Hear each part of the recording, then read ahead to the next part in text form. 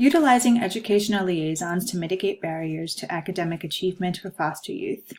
Before I begin this presentation, I'd like to ask you all 3 questions just to have in the back of your head as you are watching this presentation. Number 1, how many of you knew that you needed a certain amount of credits to graduate? Number 2, how many of you had at least one supportive adult in school?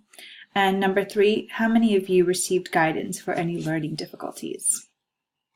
So just a little bit about SAFE, which is where I was placed. It has been around since the 80s. It's an organization based in Austin, Texas. It started as a shelter for battered women. Since then, it has grown and has really become a presence in the city. Now it has over 22 programs, and those have to do with prevention, intervention, healing, advocacy, and education. And among those programs exists the George M. Kosmetsky Charter School, which is the specific program where I am placed. The school provides K through 12 education on 2 separate campuses, the K through 6 on one campus and the 7th through 12th graders, which is where I am placed. This school is a lot like a revolving door. Some of the students there are either living at one of the shelters with one of their at the shelter where one of their parents resides as well, or some of the students come unaccompanied and are under the care of CPS. The ones that are in shelter, they usually stay a lot longer, but the ones that are under the care of CPS, they can be there anywhere between a week, 2 weeks, a month, 2 months, really 3 months as at the most. By then, they try to find foster homes or reunite with the family if possible, or they just move on to another shelter, unfortunately. And so what I hear from students a lot is the following. It has to do with some of the barriers that students in foster care face. And the number 1 culprit is school mobility and multiple school placements. So during the first couple of weeks of my placement, I heard a lot of the older students just want to give up. They would come and they would just feel very disappointed. That they're repeating the same grade, that they're repeating the same course, that they're taking courses they've already taken. They are not placed in the right placements, and so they'll say things like, "Why bother?" or "What's the point? I'll have to repeat this again in my next placement." Totally legitimate sentiments. What is the McKinney-Vento Act? Well, the McKinney-Vento Act was created in order to mitigate the negative effects that school mobility has on students. The act gives students experiencing homelessness the right to remain in one school in order to counter the academic, social, and emotional effects that frequent transfers have on them. So what this act, although it entails other things, essentially what it wants to do is to make sure that kids stay in their school in order to combat those negative effects of school mobility. The thing is that usually students that are in dangerous situations, such as domestic violence issues or sexual assaults or even human trafficking, usually they're in precarious situations, and staying in the school that they are is not the safest option because the perpetrators know where to find them. And so for students in our case, staying in their school is often not an option. So this has to do with, my project has a lot to do with meeting our clients where they are. Just to reiterate what some of the multiple school placements and what leads to it. Again, loss of school records, delays in enrollment, inaccurate student information, missing credits, grading course repetition, and improper placement. And I'll give you a little bit of a glimpse into our school. For example, since I've been there, there's been well over 6 to 7 students that have that are over the age of 16 that have been enrolled in 9th grade, and not simply because they come enrolled and we don't have all the information for them. And this is frustrating. And in one case, there was one 17-year-old who clearly should have been in the 11th grade but was enrolled in the 9th grade. And if it wasn't for the vice principal, who fulfills other roles as well, taking all day to call multiple schools that he's been enrolled in the past, and had she not fought for him to get back all the credits, which amounted to 15 credits, he would still be in the 9th grade. Instead, because of those credits that she was able to get back, he's now in the 11th grade. So this is what we would like to do for all of our students, but unfortunately we just don't have the capabilities to do that right now. So statement of the problem is, without a system in place where our high school students can receive clarity, academic guidance, and socio-emotional support, they will continue to feel frustrated, discouraged, and disengaged. The consequences of this are that 25% of homeless youth, they will end up homeless 18 months after emancipation, and 1/3 become public welfare recipients. So this has huge implications, not just on the clients, but on society at large. The research question that's guiding this study is, if our charter school had a dedicated staff person who was in charge of mitigating common barriers that students in foster care experience by using trauma-informed, cross-system, and collaborative strategies, would we see improved academic outcomes for our high school students? So what is an educational liaison? It's basically a bridge.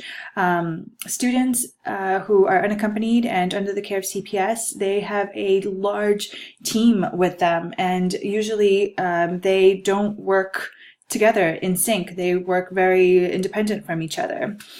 And so an educational liaison is,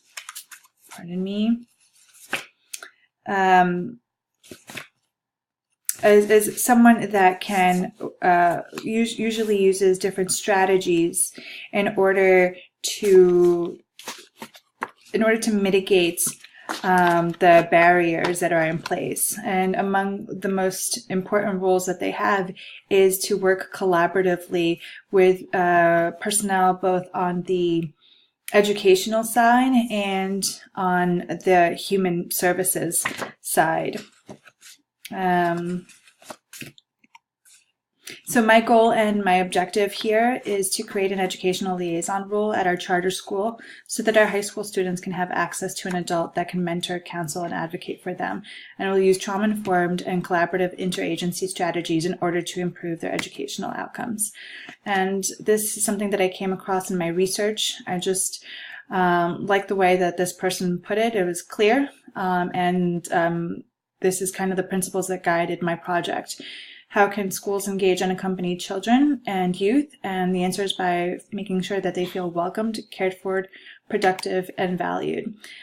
So my project is a 6-week, it's a 6-week study slash project that the educational liaison would do with our students, especially the ones 10th through 12th grade that have to start understanding their credits. And so the first day, and especially the first day, will be all about student orientation, which is what I already do with our students. I show them around, and I get a little glimpse into how they're doing. And I also tell them what kind of school we are, and kind of put them at ease and tell them that we are a really supportive environment.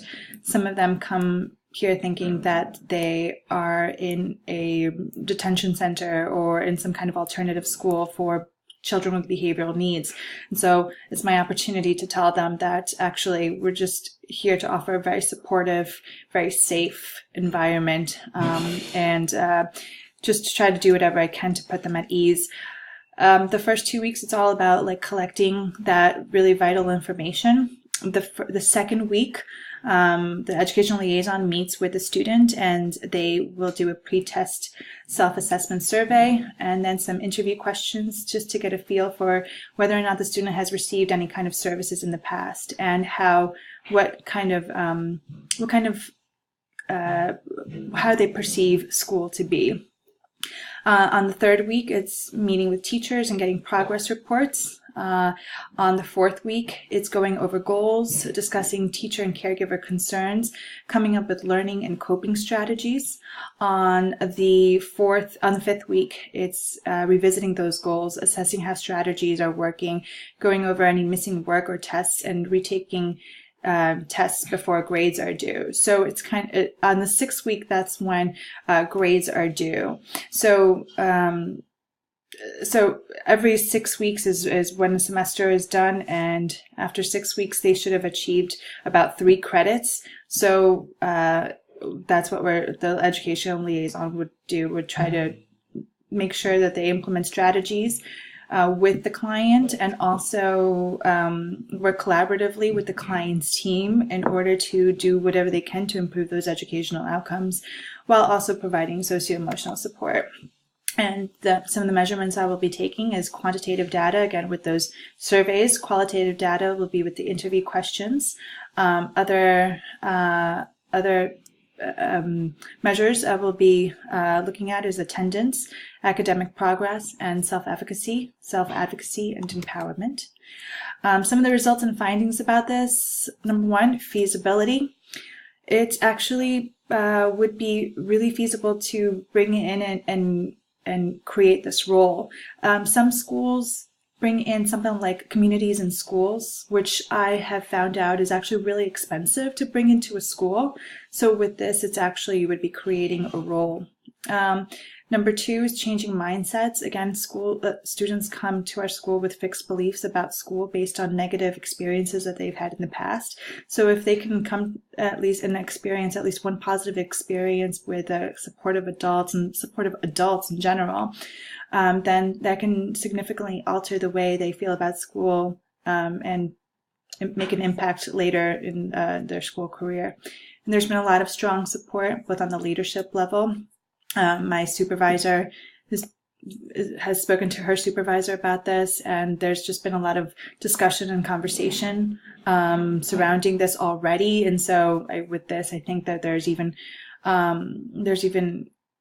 more of a push to try to do something like this. Unfortunately, I was not able to implement this because I'm actually done with my internship there since I did it full time. And because of the way the placement is, you are a teacher, you are a tutor, you are there to provide socio-emotional support. There are so many different roles that to try to add this role to would have led to a lot of confusion.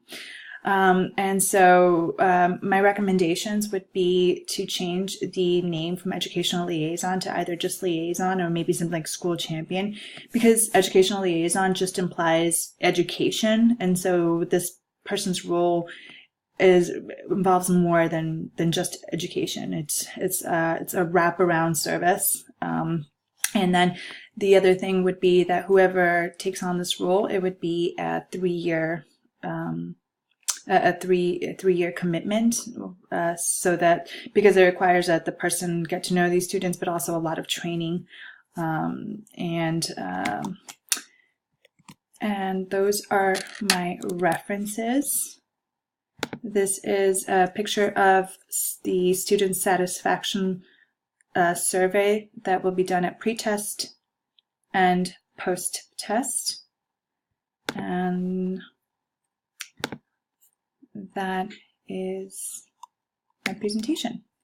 Thank you all.